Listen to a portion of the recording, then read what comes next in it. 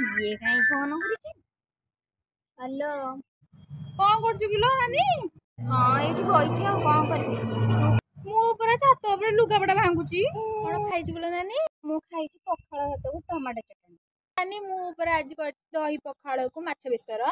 हला नानी तो पुओ बा कोठी 10वीं परीक्षा देइथिला आज बा कोठी तार रिजल्ट बाहरची एइथिପାଇଁ फोन करथिला। हाँ लो मो पुओ रखिछि 210। कौन तो पुओ एतिकी मार्क रखिछि?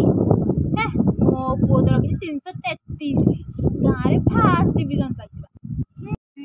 तो पुओ ने ट्यूशन जाउथला मो पुओ को ट्यूशन जाउथला तो पुओ को ट्यूशन पठेइनु तो के मना करथला।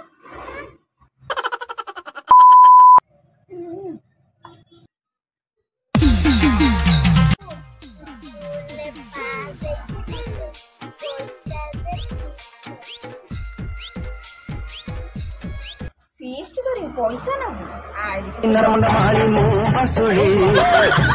खाई भी तो मुंड मोड़ी।